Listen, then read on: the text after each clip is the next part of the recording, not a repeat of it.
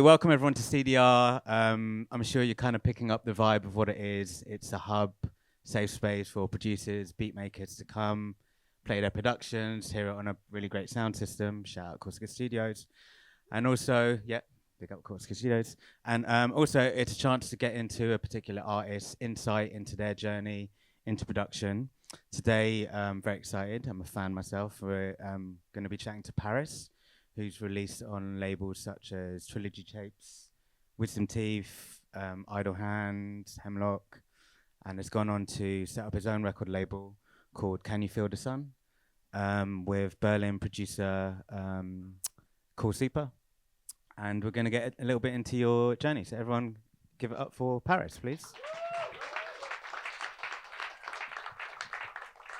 So could we start with baby Parris and the kind of first steps into, you know, DJing or production or clubbing, or like what did that look and feel like? What kind of era are we talking about? So luckily growing up in London, and especially in the 2000s, especially 2010s, there was a lot of clubs and stuff to get into, and also hub of a lot of music genres. You got, you know, garage, grime, dubstep and stuff.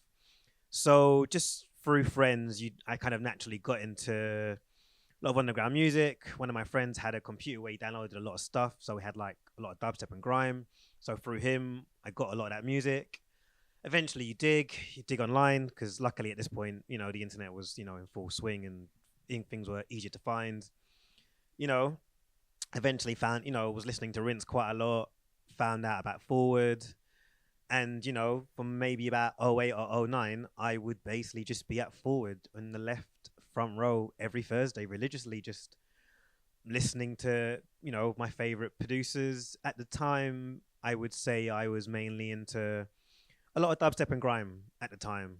So I'm trying to think of some of the first DJs I'd watched there.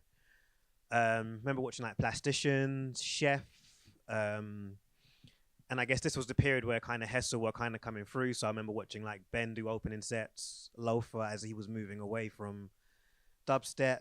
So Swamp 81. Yeah, so Swamp 81 kind of time as well. What kind of age were you at this? So 18, 19. So 2008 I'd have been 18, and 2009, so 19 around that time. So it's a few years later, but I used to work at Boiler Room. Okay, yeah. And I was there in the beginning, and there was a period long before I knew you as a DJ and producer, where I would see you just like here actually in Classic Studios. You were at every single Boiler Room, like almost religiously. Yeah. And I think you even posted about it when you did a Boiler Room, because there's one Ben UFO one where you're just there, and everyone is like losing their mind, and you just kind of. And at the time, I thought it was like looking, I don't know, unimpressed. But now looking back on it, maybe it's like studying. Yeah, I think at the time, because I got into DJing before production. So even through DJing, it was just like liking a lot of music, then buying a turntable, then buying another. And then eventually you buy records, and then, you know, you're watching DJs. So you're like, no one taught me how to DJ. It was more just you kind of watch people, you kind of worked it out, and you're like, okay, this is... So I think a lot of that time was very much just like watching people to learn, to see the tips, the tricks, what people were doing. Yeah. And in that room too at Corsica, spent a lot of time there also just watching a lot of DJs just kind of play and listening to a lot of music, and just, you know, I felt, you know, I very much immersed myself as heavily as I could at the time. I was very much out, you know, be at the Boiler Rooms, would be at Forwards, you know, maybe be at Fabric or whatever other club nights or whatever, you know, whatever I was into, I was out. And I would do a lot of it alone as well. Like, you know, I was never I guess luckily as a guy, you're kind of a lot less worried about being in clubs alone. So, and especially in spaces like Boiler Room or Forward, it just felt fine. Like, it just didn't feel like an issue to be there alone and just listening to music. It must be quite funny, because those like early sort of clubbing experiences, some of that is like documented now, and you kind of can see yourself watching people who now I guess are in many ways like peers and friends, right? Yes, 100%. I mean, I was hanging out with Sam Ploy recently, and it's interesting because my first record came out, which we'll obviously play tonight, in 2014, and it's 10 years later, and I'm still putting out a record, and it's interesting to see the amount of people who just come and go. You know, some people have managed to survive. Some people have maybe dipped and come back. Some people have had the consistency. You know, it's just interesting to watch how the careers of so many people develop around you, and people who you thought were maybe bigger than you or would be around as long as you or longer than you, kind of just for whatever odd reasons, whether falling out of love with the music or maybe just career change, or maybe their gigs dry up and they move. You don't know, but it's interesting to see how many cycles of music you end up surviving, and you can just never particularly tell how long you will be here for. Just to get a snapshot, what we're going to do today is kind of like listen to a few kind of songs, mainly your own sort of catalogue, but just to get a snapshot of that era, you've picked a particular song that you wanted to play, almost like as a, I guess, an influence. Yeah. So the first track I brought with me to play is Mala Learn. And the reason why I chose this is because the thing which influences my production quite a lot, and what I felt was quite important about UK sound system culture, is having a sonic signature. And I think Mala was quite one of the best, especially in dubstep, at having this sonic signature. So someone, it was like, you know, a lot of his music is 140, but like, I think he had this really great run of 312s where it was Blue Notes and Left Leg Out, Lean Forward and Learn, and Hunter, and Bury the Boy, where it's like, you know, these really unique dubstep tracks, you know, different beat patterns, different sound palettes, just all so interesting. But, you know, it's like so influential in the sense of like someone who was looking to just push their boundaries sonically and musically and explore in a specific place, but, you know, really take different sounds, different palettes, and just like push themselves as far and to continually be interesting, create something which sounded only like them, but also didn't repeat anything else in their catalog. And I think as a producer, I kind of took that on from that kind of era of music through people like Mala, you know, or like Scream or Loafer, or, you know, even like JME, Wiley, Skepta. You know, everyone had a very specific way how they did things where they sounded like, you know, you could tell it was them. Yeah. Should we play this one? Yeah, sure.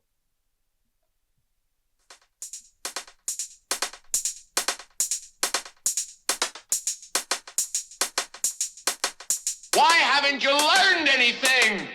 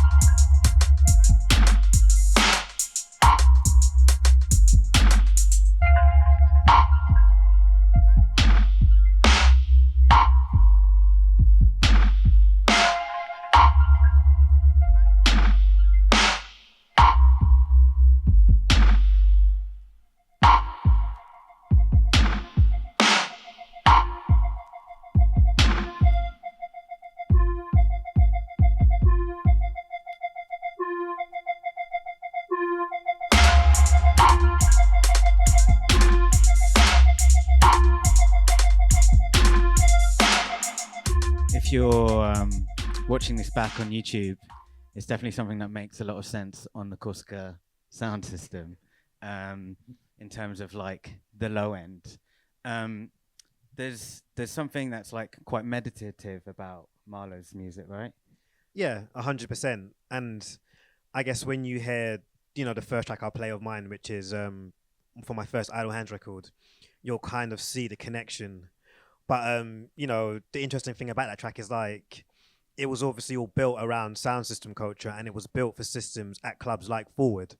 So, you know, where Forward had a lot of sub and a lot of, you know, like a lot of low end to it, that was where the focus was. So it's like, there's not much going on in the first half other than really drums, but it's also so interesting, so groovy, you know, like the bass line, the hats, you know, how it kind of changes time signature. You're like, there's so much going on with, with so few sounds. And with that like level of minimalism, I think that influenced a lot of my earlier productions. So how was the sort of transition from being an avid person, kind of watching, learning, going to the clubs to, right, I want to DJ and like actually now I want to make it? Like, how did that transition happen? You said you kind of taught yourself to DJ. Did you teach yourself to produce? Like, what made you want to make the step from a clubber or someone in the club space to, right, I want to do this myself? Just having a lot of friends around me who produced. So the good thing so when I started kind of getting into DJing and getting music, it would like be reaching out to people who like, we used to listen to the Key Sound show quite a lot. So, big up Martin Clark, because he used to always support a lot of producers from very early. And through like maybe listening to his show or through SoundCloud, you kind of hit people up and then they'd be like, you'd be like sharing music. And then it was just one of those things where like friends around me would be like, oh, well, you should just learn how, you should learn. So at the time, what most people do is, you just get a cracked program. You kind of have a little look around, you find what makes music. And the one which honestly the easiest to crack at the time was Fruity Loops. So, because I booted up my old laptop to kind of check some stuff before I kind of wanted to come here. So the first one I got was FL9, and then eventually got a cracked version of FL11. I eventually bought FL, to be fair. But so it was a cracked version of FL11, and because a lot of my friends, so like when used to use FL, Etch used to use FL, and still does use FL, and quite a few people around me used to use it, it'd be quite easy for me to ask them questions. So FL is quite a good program to start learning production with, because it's just honestly a very simple program to kind of get ideas going. You get this step sequencer in front of you, you can drag a sound on, you can kind of, in the step sequencer, you can just click on where you want a beat to be, and it's like, boom, you can get a drum loop going very quickly. You right click, you can move it to a piano roll, and it's like, it's quite easy to kind of figure out just how to get sounds in it and to get a loop going. So that's, so I found that having people around me who used FL and using what felt like a very simple program helped me in being able to get into production in an easier way, basically. And this, I guess, was maybe before the era of like YouTube tutorials and... It was very few. I don't think I really used any YouTube tutorials. I guess there was like forums, but I never really did that. It was honestly just like trial and error and just like, asking friends, because I think I might have gotten FL in maybe 2011. And again, going through my old laptop, I was opening projects from like FL9 and FL11. And I guess I'd maybe started learning how to actually structure a track in maybe 2013 a bit. And then 2014 is when I'd written Burr. I'm pretty sure I wrote it in the summer of 2014. And again, opening the project up, I was like, oh, this is actually a lot more fully formed than what I'd remembered from making it 10 years ago. And I was quite surprised that I was like, oh, actually, I was kind of obviously making progress over the 3 years of learning how to get from loops to actually to have some kind of structure, basically. And this is of your debut. Yeah. So my debut record came out on Idle Hands in, I think, January 2016, I think it was. So yeah, the tunes were written in the summer of 2014. The A side was, and then the B side was written in 2015. Yeah. Should we have a listen to it? Yeah, sure.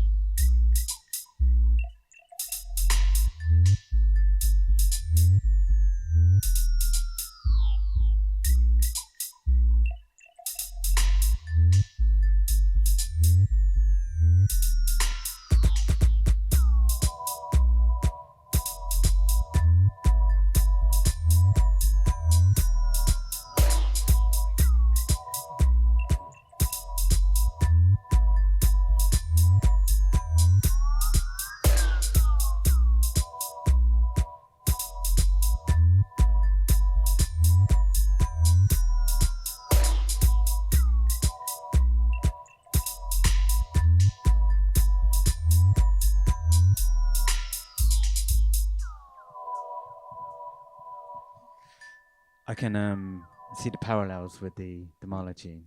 Yeah. So with music like that, especially that's so kind of meditative and sparse in a way, a lot of it is down to sonics, right? Were you on your own in terms of the mixing and the mastering and the getting the sub, and was it a trial by error? How did that kind of work? So I didn't actually mix it. Rhythmic Theory mixed it down for me. So I remember writing the tune, and the kick was a lot smaller at the time. So then Chris Barrell was like, "I want to sign it," and I was like, "Great." And he was like, "I'd like Rhythmic Theory to do the mix down of it," and I was like, "No problem." And the kick originally was like very pitter pattery, and then he kind of made it quite big like that, and I was like, "Oh, but I preferred it when it was like a pitter patter."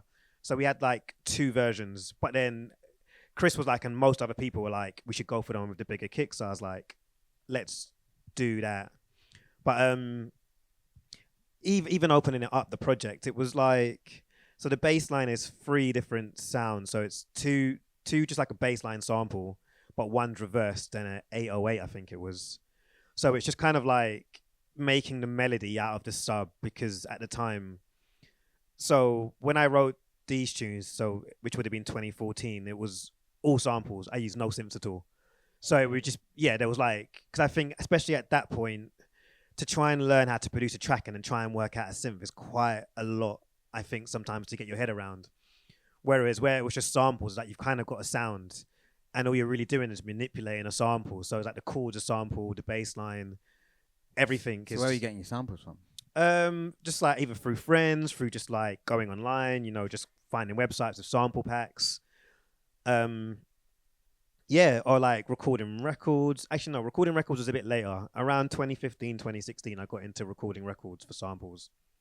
But it would just be like sample packs, or just if like, I remember Etch had a D50 and he made a sample pack out of it and sent me that. So I'm pretty sure the chord is from that sample pack, which I still have and still use from time to time.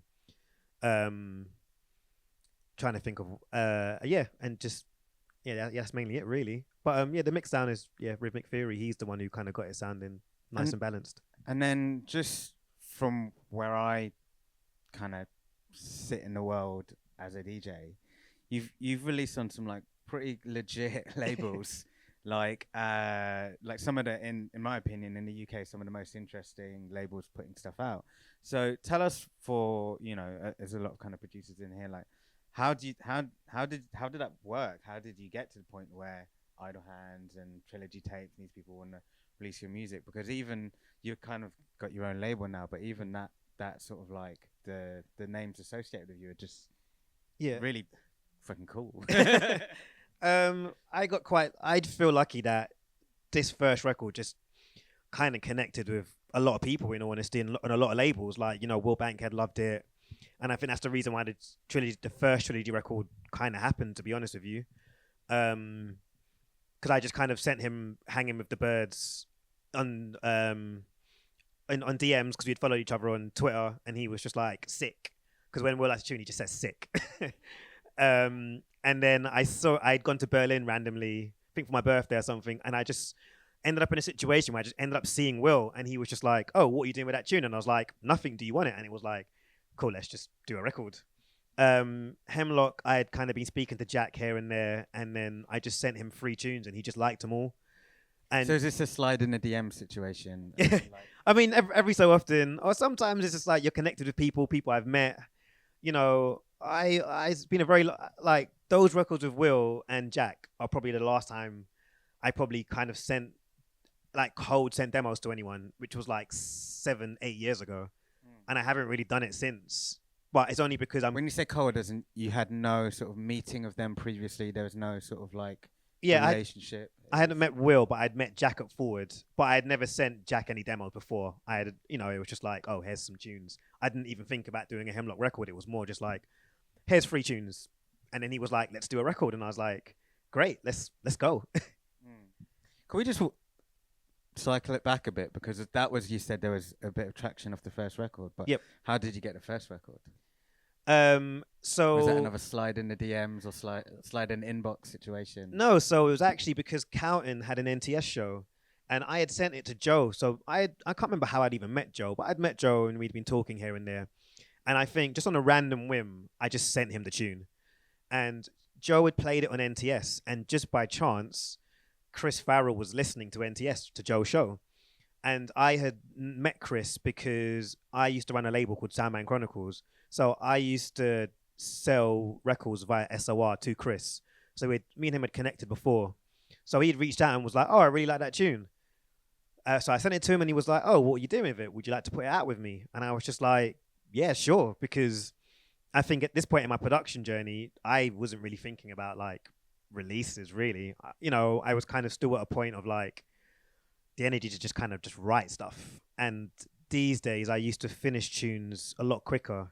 Very few ideas would take longer than like maybe 2 days.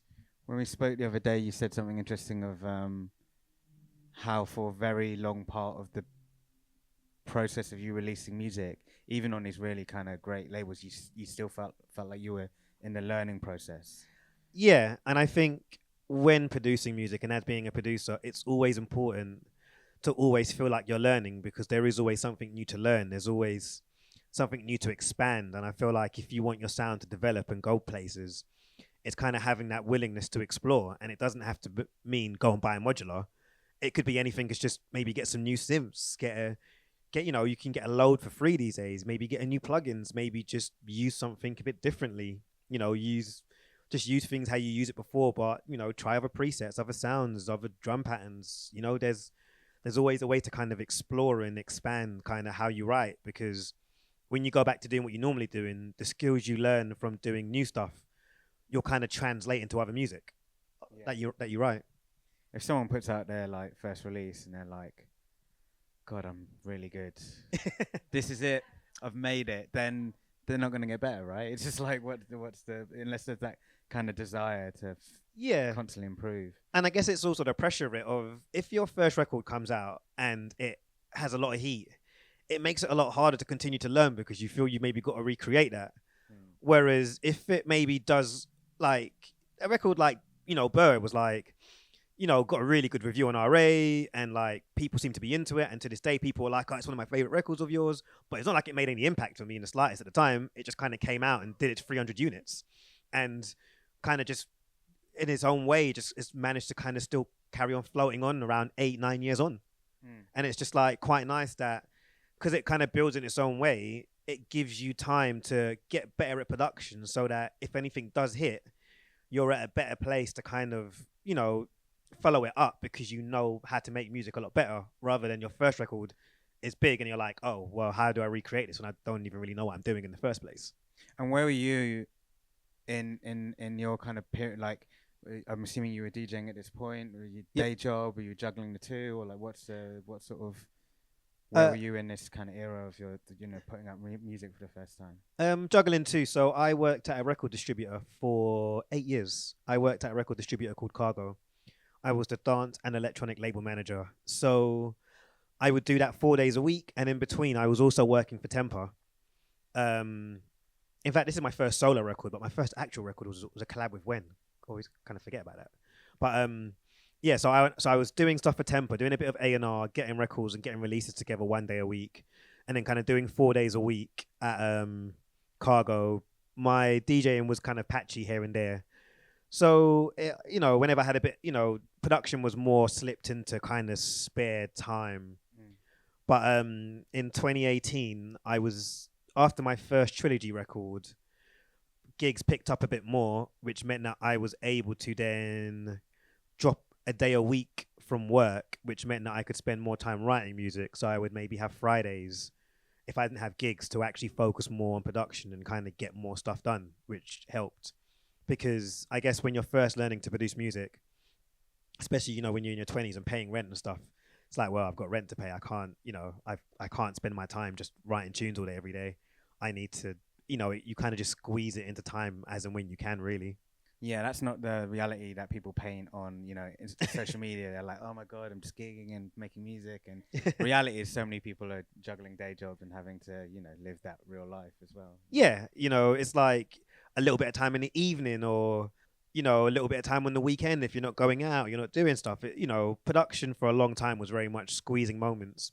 And I think to a degree it does kind of limit how quickly you can progress because again, for me, it's different now because I do it 5 days a week. I get up, I go gym, then I come home, I work on tunes, and I'm working on tunes from like, I don't know, 11 till 6-ish, with a bit of a lunch break in between. But it's like when you do it 5 days a week, you can definitely progress a lot quicker. Whereas when you're doing it for, 1 day a week or one evening a week, I mean, where's the time to kind of progress or really learn or even keep the knowledge, because you're not reinforcing it. You're kind of doing it once a week, and there's still more to learn on top of doing what you kind of already do. What's next? Is it the Chiselers? Right? Yeah. So the next track will be Chiselers Rush, which is an interesting one for me. So I kind of got to this point in about 2018 where I'd hit a writer's block, and the tune before that, which kind of I'd felt. So I wrote this tune called Pure Rosacea, and that came out on Idle Hands. And that was where I'd basically hit the limit of sampling. So I was still not really using synths at this point. I was still very much sample-based. The ideas were getting better. They were getting stronger.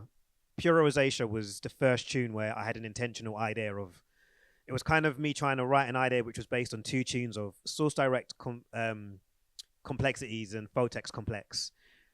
And I'd feel like I'd kind of hit that. But then at this point, I was like, well, there's only so... Did you just go in your iTunes, you're like, complexity, and next, oh yeah, I'll just take those 2 and we're like meshing together. I mean, I wish. I think it was more just, I just really like those tunes, and I just like the idea of taking these kind of ambient pads, but doing it in much slower way, because a lot of the music I used to write before Chiselers Rush would never go beyond 123, because my DJing would also not go past 125. It was all kind of like very BPM ranged. So because I wasn't very comfortable playing speedy. A lot of it at the time was because I'd come from dubstep and grime. I was trying to move myself away from that and create my own thing. So I purposely moved myself kind of as far away as possible, which felt, without doing like D&B, was like, okay, 115 to 125. So I'd kind of got to the limit of sampling, and then wasn't really too sure, had this kind of big writer's block, was hanging out with Joe Cool Super in his studio in 2018. And obviously I'd done a couple of collabs before. And I was like, would you be up for writing a tune together? So he was like, yep, cool. And he was like, what would you want to do? And I was like, well, I kind of struggle with writing club stuff, so that'd be quite nice. Also, I would, struggle with writing faster stuff, because I guess, because I'd come from dubstep and grime, it's like, I felt like those influences were still a bit too strong for me to write at faster tempos without them being a bit too direct. So maybe working with someone like Joe, who's kind of, at the time, obviously more houseier, would kind of help me bring me back there, but kind of doing it in a way where I felt like I developed a sound at these slower tempos and can now take that back without directly referencing what I'd already come from, if that kind of makes sense. Shall we have a listen? Yep. This is actually one of probably my favorite tune of yours. I play this a lot. Right, reload that.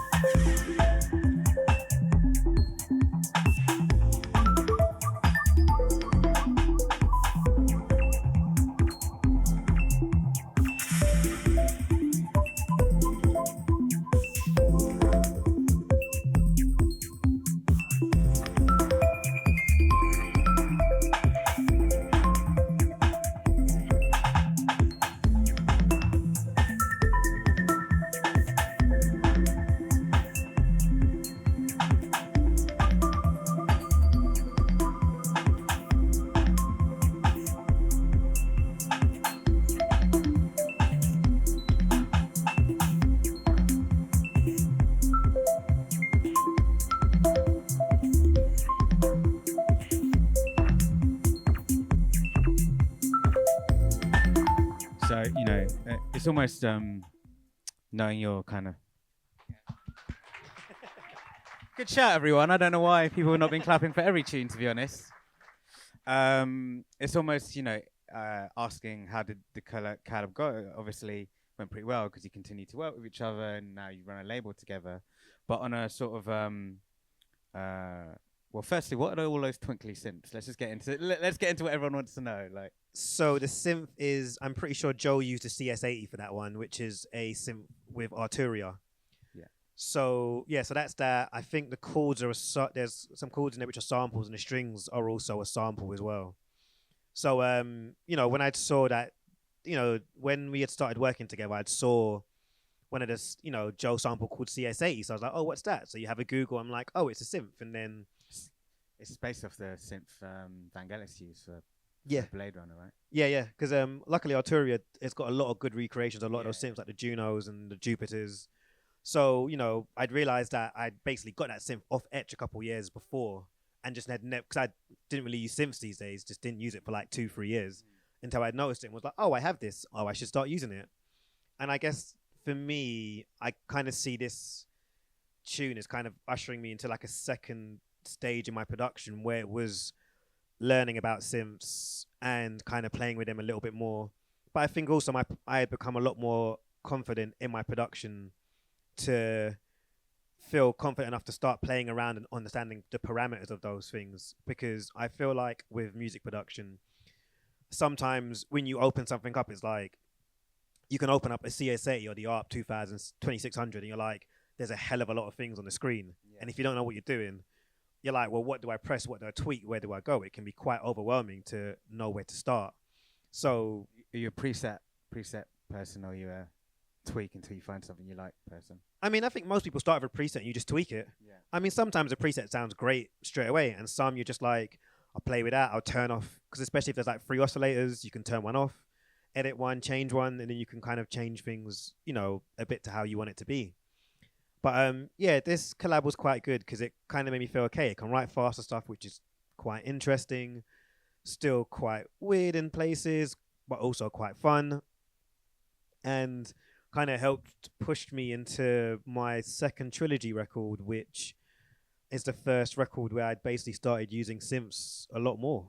And there's 3 tracks on that one. Which I was I think at the time I was quite happy with. And with synths, what's your approach to, because I guess what you've done before was so sample based, what's your approach to like getting to this? Did you overcome certain things of like writing melodies and stuff like that? I mean, the good thing about a lot of those kind of Arturia things is they've just got really nice arps. And so that kind of helps in getting melodies going. FL was quite good. There's a thing called randomizer in it, which was quite good, where it kind of randomizes, generates notes. You can move the notes around and kind of make your own melodies, or you can just kind of play stuff around, which is generally quite fun. I guess the interesting thing about production and what I was saying about having a sonic signature is everyone kind of learns what works for them, and I guess I kind of managed to find out after Pure Rosacea and get into the second Trilogy record that actually I can write melodies all right, by just having a little play around. And I guess it kind of helped with the synths I was using as well, that it kind of worked with the melodies I was kind of writing at the time. Just on a practical level, what was Joe using? Because you were on Fruity Loops. Oh, so he's on Logic. So the way we do all our collabs when we do them is all stems. So before Joe, I used to maybe like when me and Wen used to do tunes together, we'd sit together. Whereas with Joe was like, I only work with stems. And I was like, felt a bit weird originally, but then actually it made sense, because it's like you can just bounce things back and forth quite a lot, but you also kind of have to have no ego with the person you're working with in that sense, because you have to commit. Yeah, but also the way Joe's just like, we will tear each other's parts apart, but only if we know it's going to a good place. So it's like, you can't be precious about a sound. It's like if he gets rid of something or I get rid of something, it's like there's a reason why we've gotten rid of it. And that's kind of how we've always operated. And are you always in a room together, or is it done by sharing? No, just literally we send stems back and forth. Right. Right. And then normally what happens is, so we'll send them back and forth until the track gets to a point where it's basically nearly done. And then more than likely the stems will stay with Joe at that point. And then he'll send me, any edits, he'll send me a version and I'll be like, change that. And he'll do it. Because I think once you're at like 90%, there's just no need to be bouncing stems again. It's like very little niggly changes, which don't require 40 stems to come back to me. Yeah. Just not on a sort of collaboration level, but one thing I read in an interview with you that you do, of course, for the label, but for your own productions, is bounce feedback back and forth.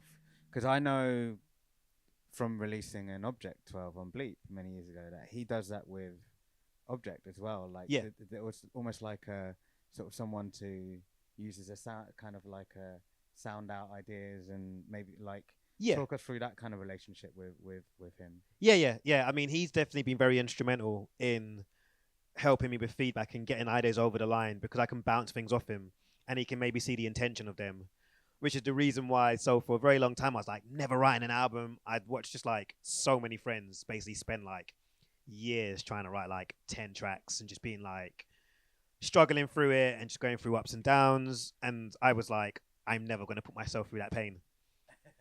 But then actually, because I used to bounce so many ideas off Joe, and basically in 2020, so when we had done Chiseler's Rush, it was very much just a one-off. It was never intended that the label was going to be a thing. Then we wrote 2 more tunes and we were going to do it on another label, but decided to do it ourselves. After that, it was like, okay, is it a label now? So then we were like, okay, if we're going to do it properly, maybe we should consider doing our own things. So in the summer of 2020, I remember calling up Joe and I was like, you know what? I think I could do an album now. And I felt confident to do it because I trusted bouncing the ideas off him. And I think if I hadn't had him kind of there, I don't know if I would have done an album, because I don't think I would have had the confidence alone to want to write that 12. And like, I don't know, because I don't really do demos to send things to labels. I just don't know what an album would have sounded like. It's weird to be like, I know what it sounded like on my own label, but even at the time when I started it, I didn't know what it was going to sound like. I've kind of had very specific parameters to start and work with, which was, I always felt as though the best dance albums were 8 to 10 tracks and 30 to 40 minutes long. So I was like, great, I've got parameters. I don't need to go beyond that. And it was just writing enough tracks which fitted into that space. Because I think I'd done like 10 altogether. 1 didn't get finished and the other 9 went on the album. And that was it. It was like no spare tracks, no like 40 demos to whittle down. It was just like, this is it. What are we gonna play next? So the next one is a track called Crimson Kano. The reason why I chose this one is because one of the things I've quite like doing is writing tracks in 3/4s. So I've maybe got about 4 or 5 tracks in my catalog, just because it's fun and it's quite nice to try and make a dance track, which fits into that rhythm pretty well. So this one was written during the album, and I remember Ben UFO did this Mixmag mix where he kind of, and there was a thing he was doing at one point and was kind of talking about where people would like polyrhythm from 160 to 120, because I think it's like if it worked out as like 3/4 or something, then you can kind of mix between the 2 different BPMs and kind of change. So I basically wanted to write a track which did that in the track without the BPM changing at all in the track. So I'd started the drums in 3/4s, and I think, so when I made it over like 4 bars, I think I worked out that if I'd put the kick on the first 7th, I think it was 13th and 19th, it kind of worked out to like a 4/4 as well, or like 6/4. So it was like trying to get from it sounding at 160 to another BPM seamlessly without the BPM of the track actually changing, and rather just moving where the beats hit. You guys all got that, yeah? Shall we listen to it? And Yeah.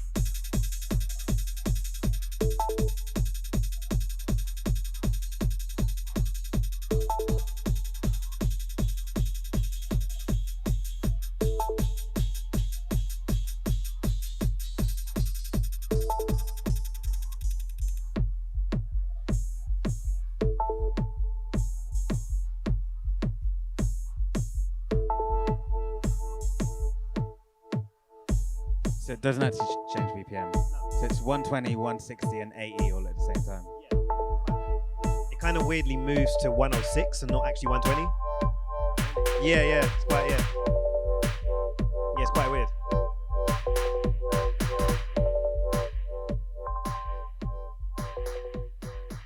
So that kind of level of experimentation, is that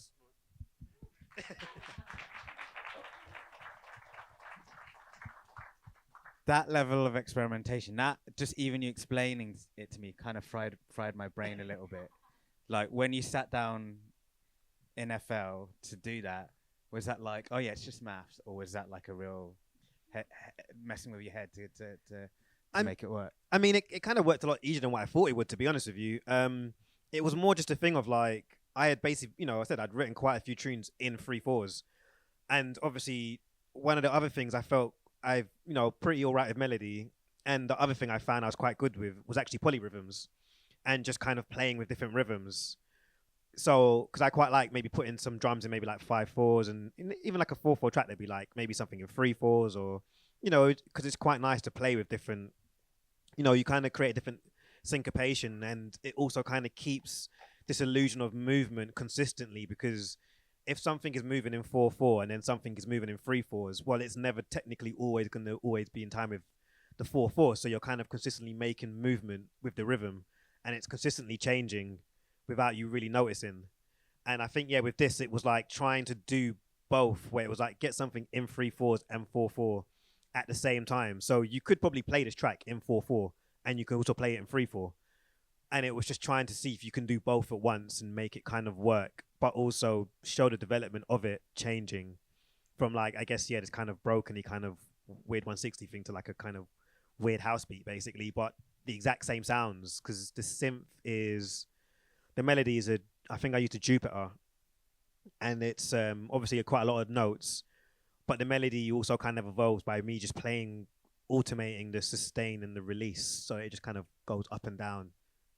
I mean, for a DJ, it's an incredible tool if you know how to use it well. Yeah. And I can also imagine someone skipping through at Bandcamp going, that sounds sick. Yeah, I'm going to play that this weekend. Like, what is going on? Dwayne, you fucked me up, man.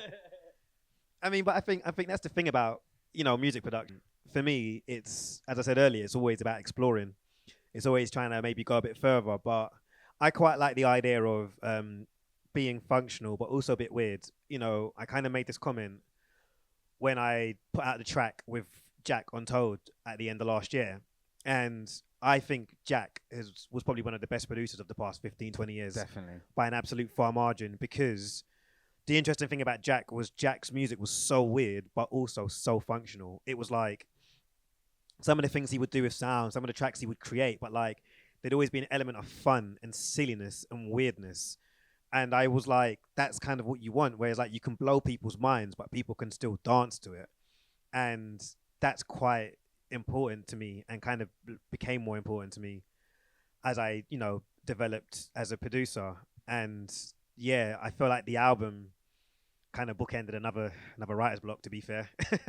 You kind of said that after doing Chiseler's Rush with Joe, because your production does have a big range, some of it like almost like hip hop stuff,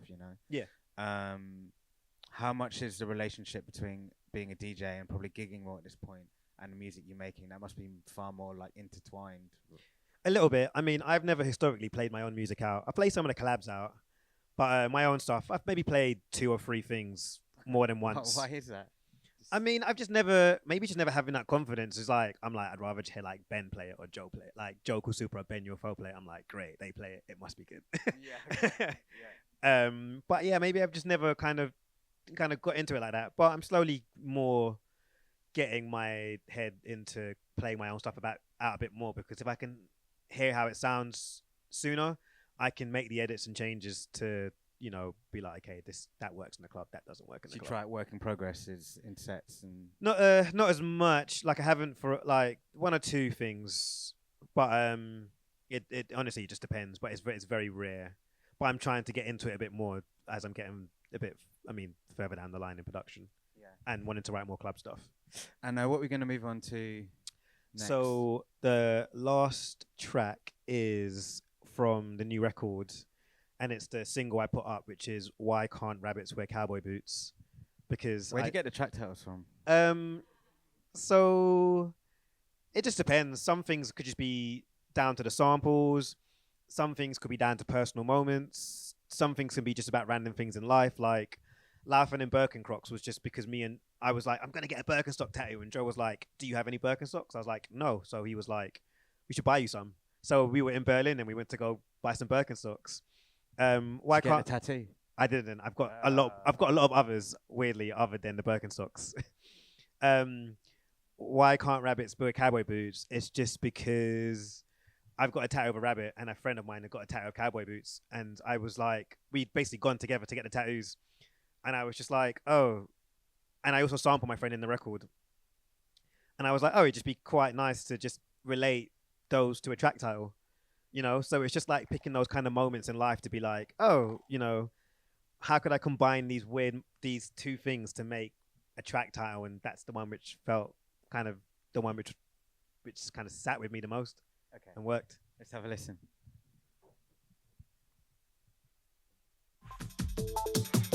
Oh, so At least it wasn't me this time. That's fine.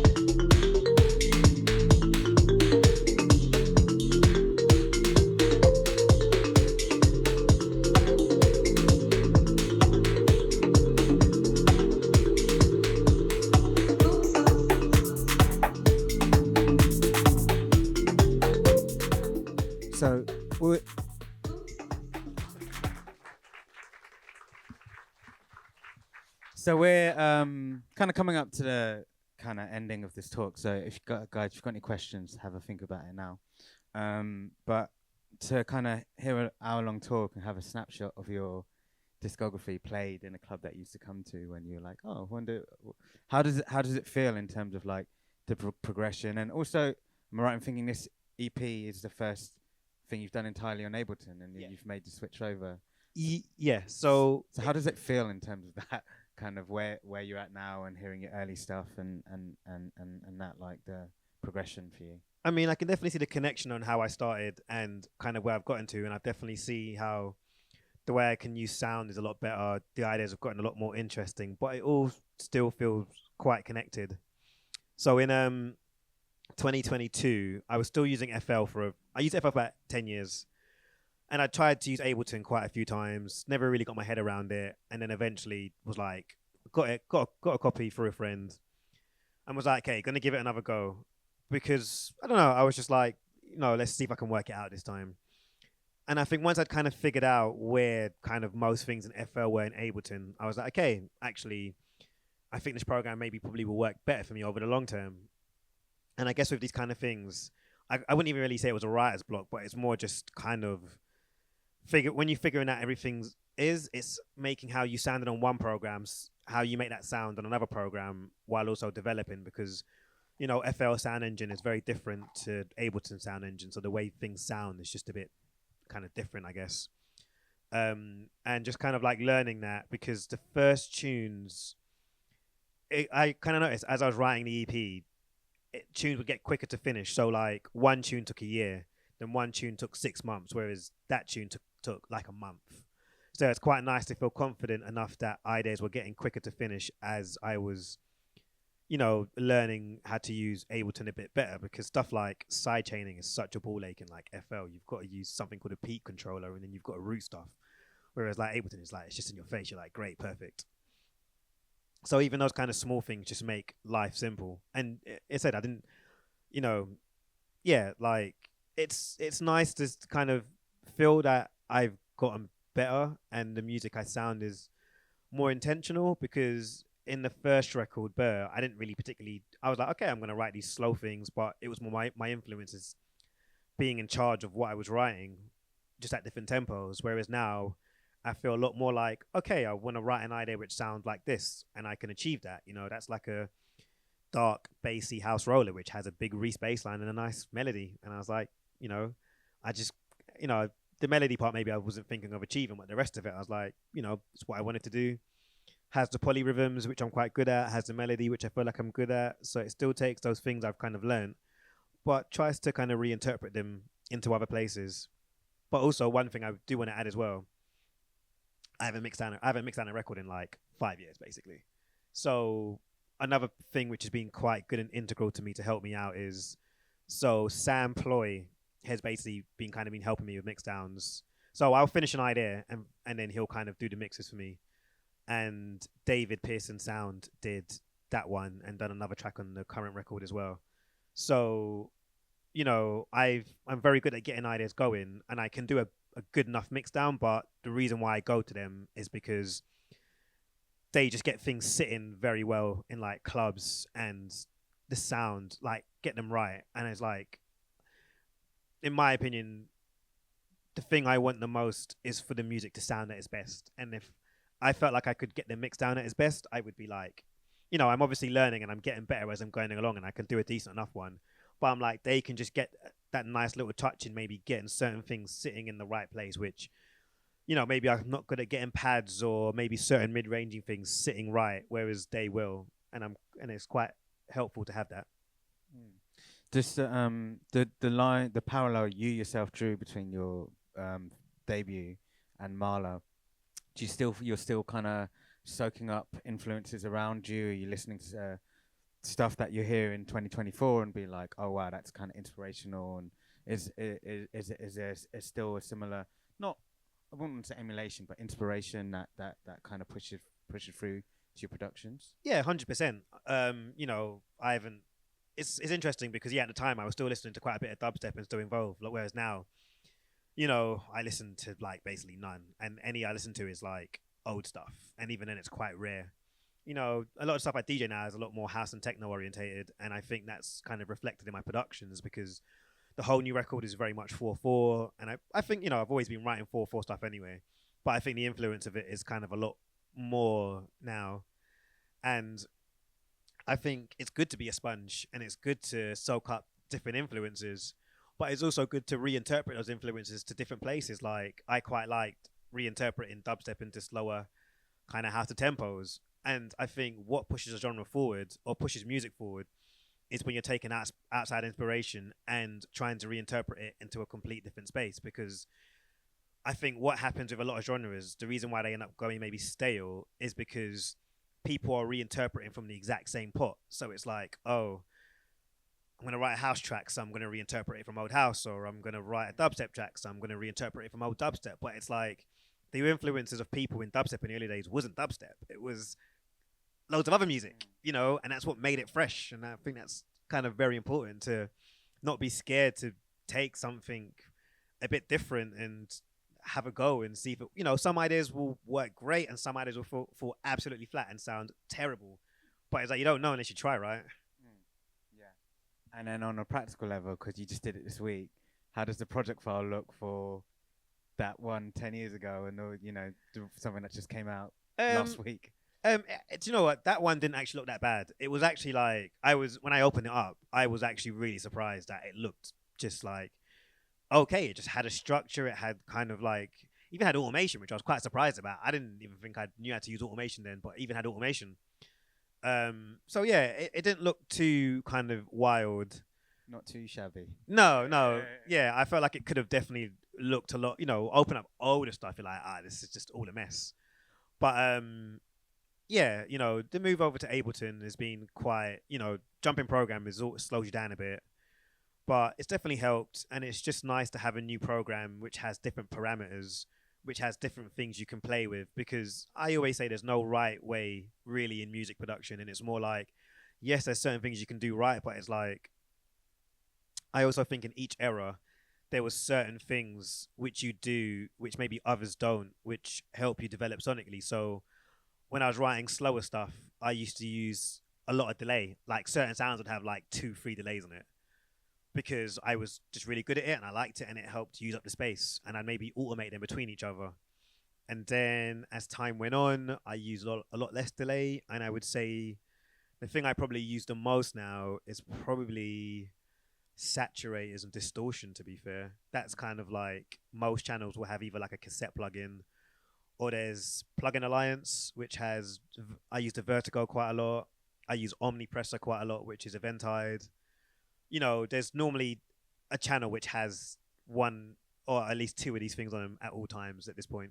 And there's probably more, maybe like happy accident or just like new ways of discovering, because when you've been doing Fruity Loops for 10 years, you probably have your very safe things of doing it. And when you switch up the tools, it just totally switches up how you approach.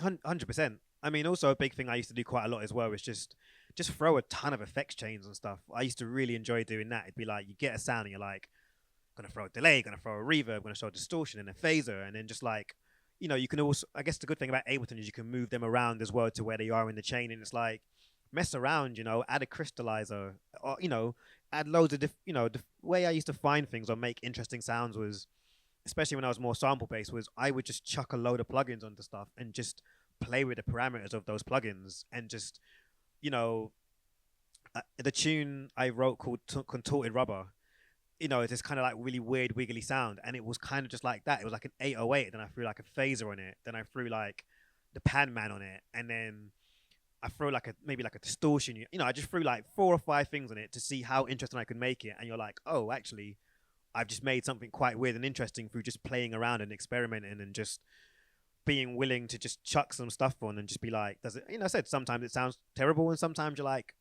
got a great sound there, got a great effect, I've just realised I've gone way over the time I meant to have gone, but I was having a good time talking to it.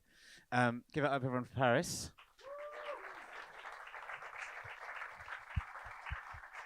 Does anyone in the audience have some questions for the man himself? Yep. Have we got a mic too? Yeah, we do. Is there anything you're missing from Fruity Loops now you're in Ableton?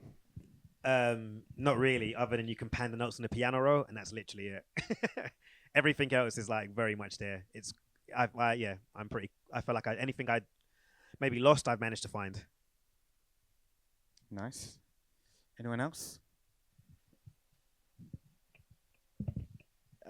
Front. Oh, okay, there we go. Do you think you'll make any sounds reminiscent of your early work in terms of the bass having a driving melody and taking up like a lot of the space? Because I feel like you've mastered it and it's very refined, but when I heard it, it sounds like very original, like there was no teaching, you just made the melody, whereas now it's like you learn different techniques and stuff.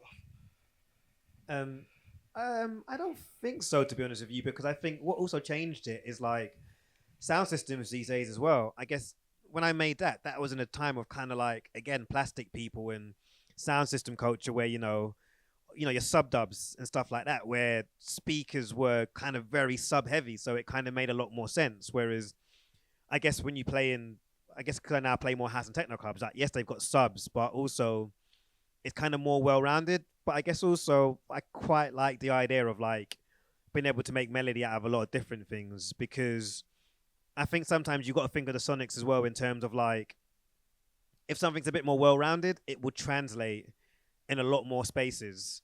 Whereas, for example, you couldn't play like this melody tune on like a Bose speaker, I guess, because it's just like you'd miss half the tune. And there's a lot of places where it's very specific where you have to play it, and it's quite nice to have music which can translate into a lot of different club spaces rather than just one. I think there was a question up here in the front.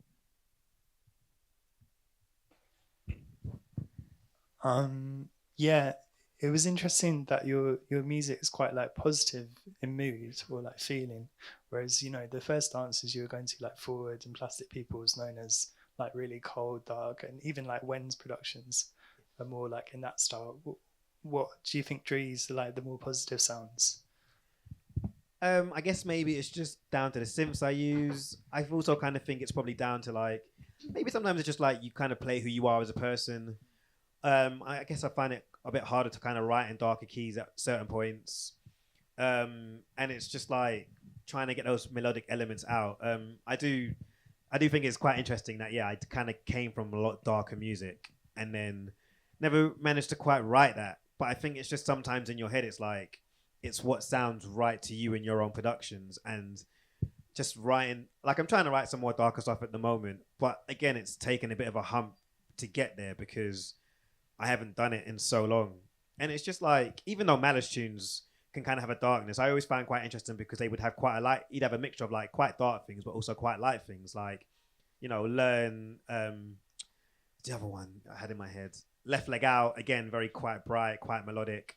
So it's quite nice to have a balance of each. But I just think sonically, I just kind of got into brighter stuff, and then I ended up kind of just DJing brighter stuff. And I think that stuff kind of folds against each other because I guess in my earlier productions, especially when they were broken and a bit more broken and stuff as well, it's just a bit easier maybe to write darker stuff. Whereas sometimes when you're writing kind of, I don't know, my music feels a bit more houseier these days, and houseier stuff just kind of has a more brighter melodic element to it, rather than, darker stuff. It's nothing to do with you're just a happier person now. Less angst. Yeah.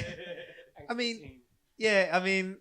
feel like I'm quite an open and positive person, and I guess it was what I was saying about kind of personality and personal kind of comes into music, and when you have those influences and you put yourself into the music, I do feel as though people are very receptive to the fact that you're putting yourself personally into music. Some people, I think the interesting thing about music production is like everyone's reason for doing it is so interesting. Like some people just like, I want to write garage and just write garage tracks. And I'm like, so much respect to you because you're like, you have an aim, you know what you want to do. And sometimes it's probably a bit easier because you're just aiming for something very specific. Whereas if you're maybe doing something a bit more like what I do, which could be maybe quite esoteric and quite personal, then you kind of maybe struggle a bit more sometimes because your ideas maybe need to connect in some way or mean something to you in some way. So you can't just be like, I'm going to write a garage tune. If I do write one, there's still going to be a kind of quirky element which sounds like me because I need to feel... I've always seen it as, if you go to a record store, there's like, or even if you go on Bandcamp or if you go on Beatport, there's like thousands upon thousands upon thousands of people's music there. Why should anyone buy your track above anyone else? What is standing out about your music that somebody should buy your record over buying like something else? And I think that's always been quite an important element of like that sonic signature and having that personal, where it kind of gives someone a bit more of a reason to choose your track above someone else's. Do you think you found your signature sound, your Parris style? Yeah, and I think it's kind of based in melodies and polyrhythms, And I think, there's a part of me which kind of feels like that's not as much of a thing these days. I remember kind of, if you go back, circling back to our conversation, talking about dubstep, but even when I used to listen to like, you know, a really big influence on my music is David Pearson Sound. You know, he's also a very, very big influence because again, it's like, you know, David's kind of had his eras where he was doing the kind of dubsteppy stuff. Then he was doing these like drum tracky things for years. Then, you know, things developed, it got more melody, but he's kind of had these breaky things. But it's like music which is travels across a lot of different BPMs and a lot of different styles, but always sound like a Pearson soundtrack. And, you know, there was that point, you know, where, you know, yeah, you've got a lot of people, you know, your Bok Box, your Night Slugs had the sound, Hessels had their sound, you know, Swamp 81 and the drum machine stuff. And again, it was important because every label and every set of people had to be very distinct. And that's what kind of made your record sell because you sounded like nobody else. And if you don't have that, it's like the interesting thing about DJing house and techno sometimes is that like sometimes you just need tools, and sometimes these tools are so nameless and faceless, and it's great because you're playing, it's just gonna do what it does.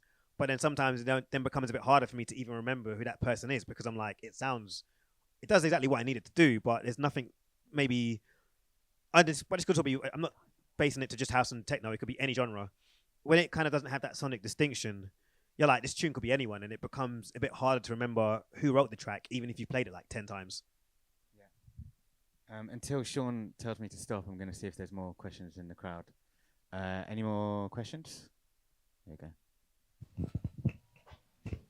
Yeah, have you ever thought about splitting into different aliases with your different sounds? Yes, but then I also think to myself, what I write is because in my head, I like open up a project file, name it with something different. But then I'm like, the way I write music, it's just gonna end up sounding like me. So I just don't really bother unless there was something I was like, this is so far removed from what I do, which I kind of haven't written yet. And even then, I'd still probably keep it as Parris just because I quite like having a diverse catalog. But it can't be like, I don't see myself starting a band anytime soon. Let's put it that way. Yeah, and if I did that, I probably would have like an alias for that. But yeah, I don't know. It's like, do you play any instruments? No, I failed at them all. I mean, I think these things definitely helped when I was younger. I did keep, you know, I was quite a fidgety kid and just like could barely concentrate on anything. And so it's like I did keyboard and got kicked out of that. I did trumpet and got kicked out of that. I did tuba, but I didn't get kicked out of that. But I only did that for like a year. I went to Sea Cadets when I was younger, and we used to do like the snare drum. So I think that probably helped with me learning rhythms quite a lot, doing the snare drum. And also growing up, my mum used to send me to like a lot of after school clubs and stuff. I used to go to this one called Claudia Jones, and they do like kind of like drum, like there would be like the odd little drumming lesson and stuff here and there. So I've had enough experience of trying lots of little things out over the years that like I assume I'm going to say these things have probably influenced me at some point subconsciously without me really thinking about it. But I never really, you know, I don't even use like even when I'm doing melodies, I use a computer keyboard. I don't even use like a MIDI keyboard.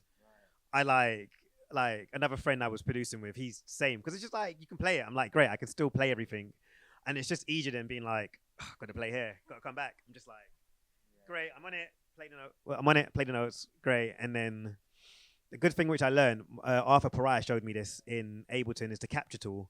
So you can roll something out for like 4 bars, just play a load of little random melodies, and then just make the loops smaller, and then you can just find really nice little melodies in that. So I've been quite enjoying doing that as well.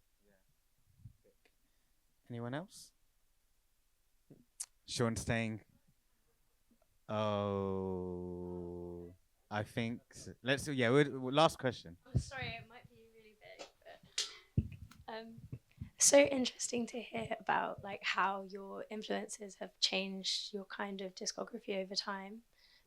So yeah, I'm sorry, it might be a bit of a broad question, but I was interested in particularly with like the period where, you know, you say you can hear in your music how your style of production has grown and developed and changed in different ways, like what your approach to writing music is now, you know, like is it very diverse? If you come to it with different sounds that you want to make, or like what did you think was perhaps a big like period of growth in terms of your approach to writing music? You know, I don't know, yeah, you can interpret it as you want, you know, it's quite open-ended, but I think what helped was when I started using synths a lot more, because that broadened the palette to how I could start music.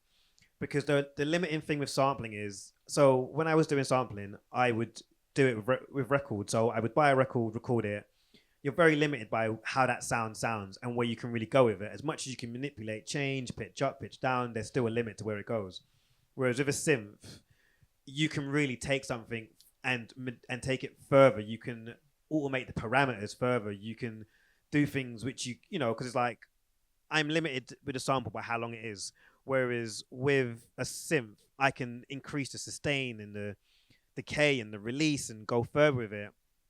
And I think that's what helped me broaden my ideas, because now that I had, you know, and also being willing to download more things, like getting the Arturia collection, and then recently I got Plugin Alliance, and you know, each synth kind of has its own kind of way it sounds. So it's like, okay, Arturia is really good for bright melodies, but then the Nifonium is really good for darker, weirder stuff. And I've been playing with one at the moment called Vital, which is free as well. Again, you can get quite dark, gnarly sounds out of it. So when I start stuff, I do try and maybe have a BPM range in mind. So I may start, if I'm like, okay, I want to write something a bit faster, a bit heavier, maybe set it to like 145. And I'm like, okay, if I want it to be dark, what synths do I feel like have the best sound palette for that? Go for those. Obviously try and work out maybe a lower range on the keys, you know, and that obviously helps to kind of get that palette. And yeah, it's just about expanding your sound sources, but also not overwhelming yourself, because what I also find in music production is you could be like, okay, I've got like 20 new synths, but you're not going to learn 20 new synths at once. You know, you find a couple you gel with and you work with those, and then eventually you add one or two others. And as you add that, you can broaden your sound, you can broaden the space you work, and you can really develop, you know, your production to hopefully go to as many different places as you want it to go. Sick.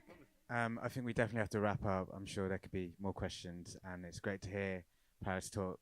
It's really insightful, really interesting. Thank you very much, Parris. Yeah, thank you for having me.